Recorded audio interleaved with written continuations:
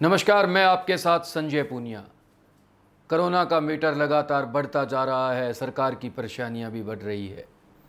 Lockdown लगाया गया था लेकिन उसका असर नहीं दिखाई दे रहा देश पे। 7.5 लाख लोगों के आसपास अभी मरीज है कोरोना के देश में। सरकार किन सुविधाओं को मुहैया करवाएगी इस देश की जनता को अभी तक नहीं समझ में आ रहा। अर्थव्यवस्था की पटड़ी अभी लाइन पे आई नहीं है, लेकिन ट्रेनों का प्राइवेट सेशन चालू हो चुका है। करना क्या चाहती है सरकार? चीन 2 कदम पीछे हट चुका है, लेकिन ये चीज़ प्रधानमंत्री जी ने पहले बताई नहीं कि चीन आया कब था। इन चीज़ों के बारे में अभी तक दुनिया जानना चाहती है, लेकिन पता नहीं लग रहा। महंगाई दिनों दिन बढ़ती जा रही है, तेल की कीमतें आसमान छूने को तैयार है। सरकार मुद्दों से भटक चुकी है या देश के मुद्दों को भटकाया जा रहा है। एक्चुअल मुद्दे है क्या, उन मुद्दों को जनता तक बताने के लिए कोई तैयार नहीं है। 20 लाख करोड़ के पैकेज का क्या हुआ अभी तक पता ही नहीं। 12 करोड़ लोगों की नौकरियां चली गई, लेकिन जनता अभी त्राहीमाम है और सरकार समझ से बाहर है कि सरकार करना क्या चाहती है। हिंदू, मुसलमान, कांग्रेस, नेहरू, गांधी, इन सब चीज़ों से फुर्सत मिले तब सरकार बताए जनता को आकर कि आखिर माजरा क्या है। चीन के साथ ऐसा क्या हुआ कि चीन ने अचानक से भारत के ऊपर एलएसी के ऊपर अपने नियम तोड़ने चालू कर दिए। आज जब एलएसी पर पीछे हटी है तो मीडिया का रागलाप चालू हो चुका है कि चीन अब वापस जा रहा है। तमाम मुद्दों पर जानकारी के लिए आज मेरे साथ है सोशल एक्टिविस्ट और हाई कोर्ट से एडवोकेट नसरुद्दीन खान। नसरुद्दीन जी, हमारी खास पेशकश में आपका स्वागत है। सबसे पहले मुद्दे के ऊपर आते हैं। कोरोना का मीटर 7.5 लाख को पार कर चुका है। देश की अर्थव्यवस्था पटरी पर नहीं लौट रही। क्या लॉकडाउन के नतीजे धीरे धीरे आगे और जाकर गंभीर होने वाले हैं या इस कोरोना का अंत होने वाला है? किस प्रकार समझते हैं आप? सर, प्रथम मैं आपका बहुत बहुत धन्यवाद करता हूं संजय पुनिया जी, जो आपने मुझे इन वर्तमान मुद्दों पर आज बहस के लिए बुलाया है। दरअसल बात यह है कि कोरोना एक विश्व महामारी के तौर पे हम लोग देख रहे हैं और इस समस्या से सिर्फ भारत ही नहीं सारे देश जूझ रहे हैं। आप देख रहे हो कि धीरे धीरे काफ़ी देशों ने इस पे काफ़ी अच्छा कंट्रोल किया है। उनकी सरकार है उसके लिए काफ़ी कुछ एग्रेसिव रही हैं, काफ़ी अच्छे उन्होंने कदम उठाए, जिसकी वजह से वो निजात पा रहे हैं और उससे धीरे धीरे रिकवर भी हुए। लेकिन एक दुखद बात यह भी है कि हिंदुस्तान आज कोरोना के अगर स्टेज पर हम बात करें तो तीसरी पोजीशन पे आता है। आज हमारे देश के अंदर 7.5 लाख के आसपास कोरोना पॉजिटिव्स हैं और करीब करीब अब तक हिंदुस्तान में 5,000 से अधिक मौतें हो चुकी हैं। 20,000 से ऊपर 20,000 से अधिक मौतें 20,000 से अधिक मौतें हो चुकी है। दूसरी बात यह है कि आज आप पर डे आप एक रेशो देखिए कि 25,000 के आसपास आ रहा है। बिल्कुल आ रहा है। 25,000 से अधिक पर डे कोरोना पॉजिटिव्स आ रहे हैं। आप एक चीज़ देखिए, जब ये लॉकडाउन किया गया तब मात्र 400 कोरोना पॉजिटिव हमारे हिंदुस्तान में। आज स्थिति ये है कि 7-7.5 लाख कोरोना पॉजिटिव्स हैं और सब कुछ एज यूजुअल चल रहा है। आप देखिए, लोग आज वही चायों की तड़ियों पे बैठे हैं, जनजीवन सामान्य हो गया है, सब कुछ एज इट इज चल रहा है। इसका वजह क्या है? नहीं, लॉकडाउन के कारण अर्थव्यवस्था पूरी तरीके से तहस नहस हो गई। क्या लॉकडाउन लगाना सही प्रणाली उनकी सही थी? क्योंकि काफ़ी देशों में जहां लॉकडाउन लगाया गया वहां आज कोरोना के मरीज नहीं हैं, या है तो बहुत कम मात्रा में है। लेकिन हिंदुस्तान में उल्टा है, लॉकडाउन के बाद में मरीज बहुत ज़्यादा हद तक बढ़े हैं। या इनको खोलना जल्दबाजी थी? किस प्रकार देखते हैं? पुनिया जी, लगाने में भी जिस तरह से इन्होंने जो जल्दबाजी की थी ना, ठीक उसी तरह से इन्होंने जल्दबाजी वापस खोलने में भी की। कोरोना जब आपने देखा कि लॉकडाउन ऑल ऑफ सडन लगा दिया गया था, आप देखते हम हिंदुस्तान 125-130 करोड़ की जनसंख्या वाले देश हैं और आज हमारे देश में मजदूरी के खातिर लोग देश प्रदेश कहाँ कहाँ जाते हैं। आज दुनिया भर के प्रदेश के लोग दुनिया भर के प्रदेशों में नौकरी करने जाते हैं। आप रातों रात 8 बजे बोल देते हो कि रात 12 बजे से लॉकडाउन हो जाएगा, तो उस स्थिति में लोग महीनों तक बगैर किसी आमदनी के, महीनों तक बगैर किसी राशन के कैसे किसी एक जगह सर्वाइव कर सकते हैं। सरकार उन्होंने इस पर ध्यान नहीं दिया, सरकार इस पर लापरवाह रही। जितने भी प्रवासी मजदूर थे उन लोगों को इन्होंने ना तो रोटी मुहैया कराई, ना उनको रहने की कोई सुविधा मुहैया कराई, ना उनको उनके घर तक पहुंचाने की सुविधा मुहैया कराई। आज हुआ क्या कि वो लोग उस समय तो कहीं किन्हीं कारणों से परिस्थिति बस वहाँ बसे रहे, लेकिन जब अनलॉकडाउन किया उसके बाद वो लोग वहाँ से स्प्रेड हुए, और वहाँ से निकल के जब लोग परेशान थे, बेरोजगारी थी, काम नहीं था, तो अपने अपने गांव वापस लौट गए, घर वापस लौट गए। आज ये कारण है कि जहाँ जहाँ लोग जा रहे हैं, जैसे जैसे लोगों का ज़्यादा पलायन हो रहा है, आप देखिए ये पहले बीमारी सिर्फ शहरों तक थी, गाँव में नहीं थी। आज सबसे ज़्यादा केसेस गाँव में पाए जा रहे हैं।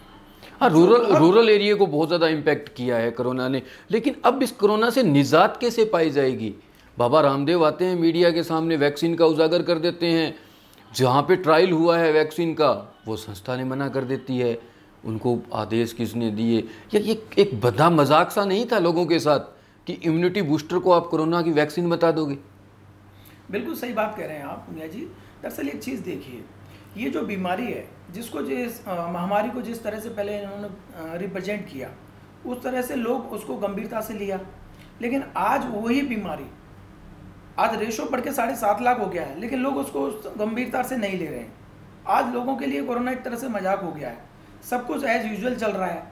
सरकारें भी इसको नहीं ले रही हैं, अभी गंभीरता से नहीं ले रही हैं। आपका मानना क्या है कि जब जनता को जनता के हाल पर सरकार को छोड़ना था, तो क्या लॉकडाउन लगाना जरूरी था? जब आज सारा कुछ खोल ही दिया है, तो फिर लॉकडाउन लगाया क्यों? देखिए, उस समय इनकी क्या परिस्थितियां थी, क्या इनका माइंड सेट था उस समय इन्होंने लॉकडाउन किया। उस समय परिस्थितियां काफ़ी हद तक कंट्रोल भी थी। लेकिन अभी आप देखिए कि अब एकदम से अनलॉक कर दिया। अनलॉक करने के बाद आज पर डे 25,000 केस आ रहे हैं। आप देखिए, मुझे ये अमेरिका में 57-58 हज़ार केस है, यानी कल परसों तक, या अगर अपन बात करें हफ्ते भर बाद, क्या अमेरिका की स्टेज पर अपन जा रहे हैं? बिल्कुल जाएंगे, इनफैक्ट जाएंगे। हम अमेरिका से भी बहुत आगे जाएंगे। जिस स्पीड से ये फैल रहा है, उस स्पीड से मुझे तो नहीं लगता कि हम इसको अभी कवर कर सकते हैं। आप बॉम्बे की अगर बात करो, अगर प्रॉपर वे में अगर इसका टेस्ट कराया जाए ना, तो अभी जितने अभी मौजूदा 7-7.5 लाख कोरोना पॉजिटिव हैं, जस्ट इतने ही अभी भी निकलेंगे। अभी किसी का प्रॉपर वे में, किसी का किसी भी तरह से, अभी रोडों पे जितने भी लोग घूम रहे हैं, अभी हम लोग सब जगह देखते हैं कि अभी हम लोग 500 लोगों में अगर कोरोना टेस्ट कराया जाए ना, तो इनफैक्ट 25-50 लोग उनमें से भी निकल आएंगे। तो स्थिति तो बहुत भयानक है, और इस स्थिति को सरकार को गंभीरता से लेना चाहिए, इस पर फोकस करना चाहिए। इसके लिए जितने भी सरकार से सहयोग बने वो करना चाहिए। लेकिन सरकार अभी इस चीज़ को लेकर गंभीर नहीं है। सरकार अपने स्टार्टिंग में लग रहा था जैसे राजस्थान गवर्नमेंट इसके ऊपर बहुत अच्छे कदम उठा रही है, एक रोल मॉडल बनने जा रही थी। लेकिन धीरे धीरे अब जिस हिसाब से पिछले 2-3 दिन के आंकड़े आए हैं कि 700-800 पेशेंट पर डे, बहुत बड़ा रेशो होता है राजस्थान को देखते हुए, और वो भी रूरल एरिया से ज़्यादा। अपन बात करें जोधपुर की, अपन बात करें बीकानेर की, तो यहाँ पे सबसे ज़्यादा पेशेंट आ रहे हैं। तो इस चीज़ के लिए कहीं ना कहीं राज्य सरकार भी विफल होती दिख रही है। देखिए, जब राज्य सरकारों की बात करो तो स्टार्टिंग में बहुत सारी राज्य सरकारें थी, जिसमें कि अपन राजस्थान की भी बात करें कि एक मॉडल बनने जा रही थी राजस्थान सरकार। अच्छा काम किया, कोरोना संक्रमित बहुत कम थे, सरकार की जागरूकता थी, उसमें सारी चीज़ थी। लेकिन जब अनलॉक हो गया है, तो अनलॉक होने के बाद आज किसी भी प्रदेश की अपन बात करें, सारे प्रदेशों में स्थिति भयानक हो रखी है। और ये स्थिति सरकारें इस चीज़ से अब बिल्कुल भी एकदम से हाथ खड़े कर दिए हैं। सरकार ने तो कह दिया कि अब तुम्हारे हवाले वतन साथियों, अब आप अपनी सुरक्षा। वतन हमारे हवाले था, तो फिर लॉकडाउन लगाना कहाँ ज़रूरी था? उस समय उन्होंने, सरकार ने इस चीज़ को, इस महामारी को रोकने के लिए जिस तरह से कदम उठाए, उस समय उन कदमों को हमने भी काफ़ी सराहना दी कि चलो अच्छी बात है कि इस महामारी से बचने के लिए सरकार ने सही समय पे सही जागरूकता से कदम उठाए। लेकिन वो कदम उठाने के बाद 2 महीने बाद भी सारा कुछ एज यूजुअल कर दिया, आज अनलॉक कर दिया। अनलॉक के बाद आज स्थिति ये हो गई है कि इसको संभालना मुश्किल है। मुझे तो लगता है गली गली के अंदर कोरोना बम मिलने चालू हो जाएंगे इस हिसाब से, तो कि हम किस आदमी से मिल रहे हैं, किस आदमी के इम्पैक्ट में आ रहे हैं, अब हमें खुद को ही नहीं पता लगेगा। तो इस स्थिति को आगे क्या दुष्परिणाम देख रहे हैं आप, कि इसके आगे इन फ्यूचर किस प्रकार के दुष्परिणाम होंगे? देखिए संजय जी, इस चीज़ को सरकारों को गंभीरता से लेना पड़ेगा। केंद्र सरकार को इसके लिए कड़े सख्त कदम उठाने पड़ेंगे, और राजनीतिक पृष्ठभूमि से अलग उठकर सरकार को जनहित के कार्य करने पड़ेंगे। सरकारें अभी सरकार गिराने में और सरकार बनाने में बिजी है। सरकार अभी ये ध्यान नहीं दे रही है कि जनजीवन कितना अस्त व्यस्त है। इस लॉकडाउन से गरीब, मध्यम वर्ग, निम्न मध्यम वर्ग की आय बिल्कुल ख़त्म हो गई है।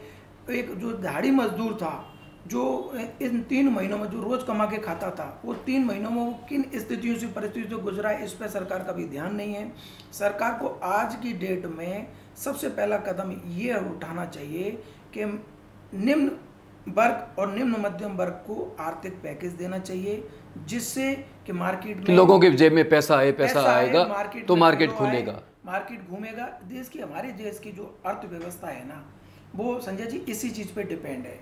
आज जैसे कि अभी मोदी जी ने बताया कि 80 करोड़ लोगों को 5 किलो 80 करोड़ परिवारों को बोला गया है। 80 करोड़ परिवारों को तो फिर तो 400 करोड़ आबादी हो जाती है। 80 करोड़ की अगर बात करूं, 80 करोड़ों की भी बात करूं, तो 80 करोड़ लोगों को आप क्या दे रहे हो?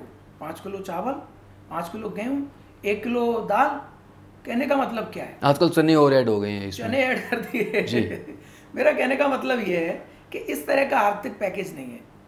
सिर्फ खाने पीने की चीज़ें से आदमी की ज़रूरत पूरी नहीं होती। दवाई भी है, शिक्षा है, चिकित्सा है, न्याय है, घर की बहुत सारी ज़रूरतें भी होती हैं। घर में शादी वादी 12 करोड़ लोगों को 12 करोड़ लोग जो बेरोजगार हो गए, एक आंकड़ा आया था 12 करोड़ लोग अब से पहले बेरोजगार हो चुके हैं सिर्फ और सिर्फ इस लॉकडाउन की वजह से। क्या अब इसको वापस आत्मनिर्भर भारत, या आत्मनिर्भर भारत वही होगा जो नोटबंदी के बाद बड़े बड़े मीडिया हाउसेज में नैनो चिप का जिक्र आ गया था अचानक से? अब कहीं वो आत्मनिर्भर भारत भी उसी प्रकार का कोई सिस्टम तो नहीं है? देखिए संजय जी, एक्चुअली क्या है कि अगर आप चुनाव की बात करो तो चुनावों में तो जुमले होते हैं, जो वायदे होते हैं वो सिर्फ चुनावों तक सीमित रहते हैं। वास्तविकता में बहुत फर्क होता है। आज कोरोना महामारी को देखते हुए देश में जो अर्थव्यवस्था बिगड़ी हुई है, गरीब लोगों की जो हालत है, हम लोग आज आंकड़ों में बातें कर रहे हैं। आप देखिए 20 लाख करोड़ रुपए का आर्थिक पैकेज की घोषणा हुई, लेकिन 20 लाख करोड़ रुपए के आर्थिक पैकेज का किसको डायरेक्टली इनडायरेक्टली किसको फायदा हुआ? मध्यम वर्ग, पूंजीपतियों को, सिर्फ पूंजीपति जिनका टर्नओवर एमएसएमई के अंदर 10 करोड़ से ऊपर था। आज एक किसान का टर्नओवर 10 करोड़ नहीं होता है। आज एक किसान, मध्यम परिवार जो अपना जो रोज कमा के खाने वाला इंसान है, उसका पैकेज नहीं होता है, तो उसका टर्नओवर नहीं होता है। उनको आईटीआर का पता ही नहीं। उनको ये पता है कि मेरे परिवार को शाम को खिलाना क्या है। उस पैकेज की जो वास्तविक जरूरत जो थी ना, वो गरीब को थी, दिहाड़ी मजदूर को थी, किसान को थी। उन लोगों को डायरेक्टली उनको बेनिफिट ना देने की बजाय उसको घुमा फिरा के 20 लाख करोड़ का पैकेज बना के और एक तरह से सहानुभूति बटोरना, एक वाहवाही बटोरना, ये सब किया जा रहा है। वास्तविकता वाली बात अगर देखी जाए तो आप पब्लिक के बीच में जाके देखिए, उनसे पूछिए कि 3 महीनों में आपने क्या पाया और क्या खोया, सरकार ने आपको क्या राहत दी। उन लोगों की फिक्र किसको है? भारत तो चीन के साथ युद्ध के लिए तैयार है। दूसरे मुद्दे पे आते हैं, भारत चीन युद्ध। नहीं देखिए, अच्छी बात है जब बात अगर देश की आती है तो इनफैक्ट हर देशवासी देश भावना रखता है, चाहे वो पाकिस्तान हो, चाहे बांग्लादेश हो, चाहे नेपाल हो, चाहे चीन हो। अगर कोई देश हमारे देश के सैनिकों को या हमारे देश की सीमा में घुसपैठ करेगा तो हम उनको मुंह तोड़ जवाब देने के लिए तैयार हैं। लेकिन प्रधानमंत्री जी ने सरेआम बिल्कुल मीडिया के सामने आकर स्पष्ट रूप से कहा था कि ना कोई अंदर आया है, ना हम लोग वहाँ गए हैं। तो फिर वो झड़प क्या थी? और उसके बाद आज बड़े बड़े हाउसेज में चल रहा है कि 2 किलोमीटर पीछे हट गया सीन। हटा कहाँ से? अपनी बॉर्डर में। इसके लिए मैं माननीय प्रधानमंत्री जी से एक बात कहना चाहूँगा कि प्रधानमंत्री जी, अगर देश के अंदर किसी भी तरह की विपत्ति है, किसी भी तरह के अगर देश पे कोई संकट के बादल मंडराए हैं, तो सारे पक्ष को, विपक्ष को, सबको एकजुट करके, पूरे देश के व्यक्तियों को सबको एकजुट करके और उनसे किसी भी चीज़ को ना छुपाएं, क्योंकि पूरा देश आपके साथ है। इसमें कहीं झूठ बोलने की बात नहीं है। अगर चीन ने कहीं अतिक्रमण किया है तो हमें उसका मुंह तोड़ जवाब देना चाहिए, हमें उसको एक्सेप्ट करना चाहिए। और अगर चीन पीछे गया है तो उस चीज़ को भी हमें नहीं झुठलाना चाहिए।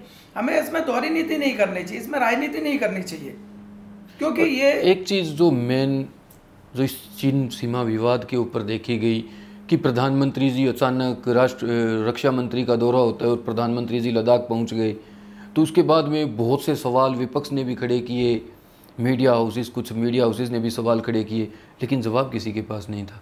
क्या उनका जाना वहाँ सही था उस देखिए, समय? इससे पहले भी बहुत सारे प्रधानमंत्री हुए और बहुत सारे प्रधानमंत्री लेह लद्दाख गए, लेकिन कहने का मतलब ये है लेकिन कि आप जा रहे हो तो उस चीज को इतना इनकैश मत करो, इवेंट मत बनाओ। उसको इवेंट मत बनाओ, उसको इतना इनकैश मत करो। ऐसा नहीं है कि पहली बार कोई प्रधानमंत्री लेह लद्दाख गया हो। डॉक्टर मनमोहन सिंह जी भी कई बार लेह लद्दाख गए, लेकिन उन्होंने उसको इवेंट नहीं बनाया, उसको इनकैश नहीं किया। लेकिन आप क्या हो कि अगर कहीं जा रहे हैं तो उस चीज़ को मीडिया और बाकी के जितने भी लोग हैं वो उसको इस तरह से इवेंट बना लेते हैं कि जैसे कोई अद्भुत कार्य किया हो। कहीं ना कहीं आपको नहीं लगता कि सबसे बड़ी कमजोरी विपक्ष की है? राहुल गांधी को जिस प्रकार ये लोग ले रहे हैं, या विपक्ष अपनी भूमिका सही नहीं निभा रहा? क्योंकि जब ये लोग विपक्ष में थे तो हर चीज़ के ऊपर बहुत अच्छे तरीके से भारतीय जनता पार्टी ने की है, उस चीज़ को देश सराहना करता है। लेकिन जब ये विपक्ष में थे तब बातें अलग थी। आज विपक्ष कमज़ोर होने का सबसे बड़ा बेनिफिट ही ये हो सकता है। बिल्कुल, बात आपने बिल्कुल जायज़ कही है संजय जी। बात क्या है कि देखिए, लोकतंत्र की जो नींव है ना, वो पक्ष और विपक्ष पर डिपेंड है। जब तक मजबूत विपक्ष नहीं होगा, लोकतंत्र सुरक्षित नहीं है। तो मैं ये कहना चाहता हूँ कि कांग्रेस सरकार को भी अगर देश में जिस तरह के हालात हैं, उन खराब हालातों को देखते हुए, आज जैसे कि अपन बात करते हैं डीजल और पेट्रोल की, डीजल और पेट्रोल की मैं मुद्दे पे आने वाला ही था, आपने मुद्दा पहले ही लिया है। कितनी आज आसमान छू रहे हैं।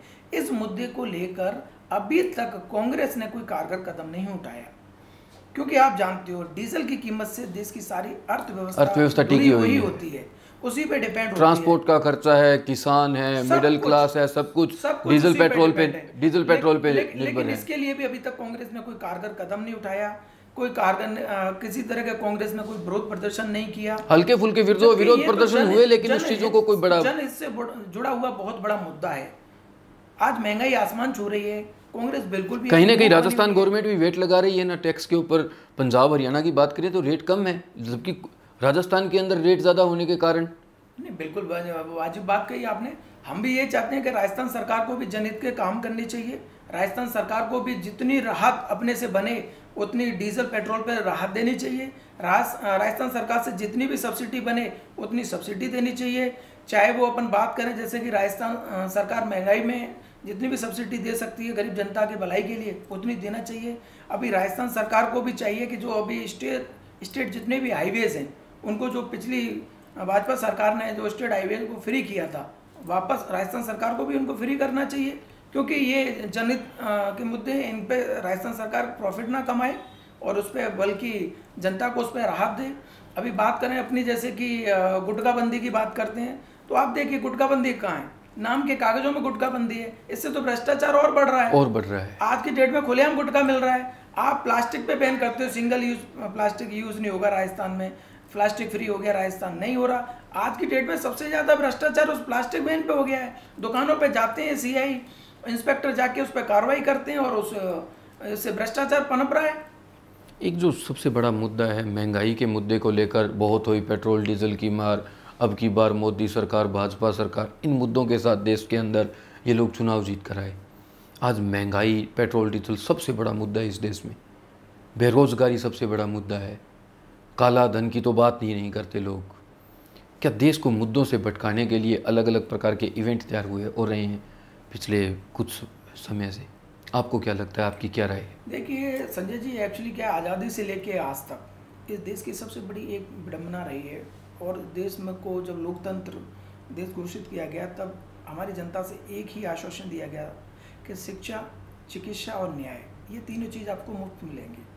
आज देश के हालात ये हैं कि ये तीनों चीज़ों की अगर मैं बात करूँ, शिक्षा, आप अच्छी अगर शिक्षा चाहते हो तो आज देख रहे हो शिक्षा संस्थानों के क्या हाल हैं। चिकित्सा की बात करें, चिकित्सा का स्तर कितना खराब है। और न्याय की तो आप मैं बात ही नहीं कर सकता आपके सामने, क्या न्याय व्यवस्था कितनी बिगड़ी, बिल्कुल लचरसी हुई पड़ी है आज के समय। मेरा कहने का मतलब है कि लोकतंत्र में ये तीन चीज़ सबसे आधार थी। आज उन तीन चीज़ों को सबसे महंगा कर दिया गया है। वो तीन चीज़ें आज भी गरीब लोगों को मुहैया नहीं कराई जा रही। ऊपर से ये महंगाई की मार इतनी हो रही है कि आप डीजल पेट्रोल के भाव जो आसमान छू रहे हैं, उससे और सारी चीज़ें इफेक्ट होती हैं। तो उन सारी चीज़ों की आप टमाटर ही ले लो, आज 60-80 रुपये किलो टमाटर बिक रहा है। मैं ये कोई राजनीतिक बात नहीं कर रहा हूँ, लेकिन कहने का मतलब है महंगाई की मार बहुत बुरी। चलते चलते एक लास्ट और चीज़ जी, कोरोना कितना बढ़ेगा देश में, देखिए देश को, सरकार को क्या वापस लॉकडाउन की ज़रूरत है? इस जनता के ऊपर फिर एक बार एक स्ट्राइक हो कि लॉकडाउन हो और कोरोना के ऊपर स्ट्राइक हो जाए? देखिए इस चीज़ के लिए मैं तो नहीं कह पाऊंगा कि सरकार को इसकी ज़रूरत है या सरकार इस पे कोरोना वापस से लॉकडाउन करेगी, ये तो सरकार ही जाने। लेकिन आज की डेट में इस चीज़ के लिए मैं आश्वस्त हूँ कि सरकार ने अपनी सारी आमदनियाँ चालू कर ली हैं। सरकार को जिन जिन सोर्सेज से पैसा आता है वो सारे सोर्सेज सरकार के चालू हैं, सरकार को वहाँ से आमदनी हो रही है।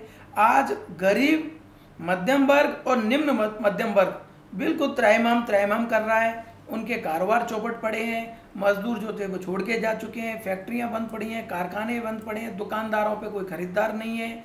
स्थिति बाजार की खराब है, सरकार की नहीं है।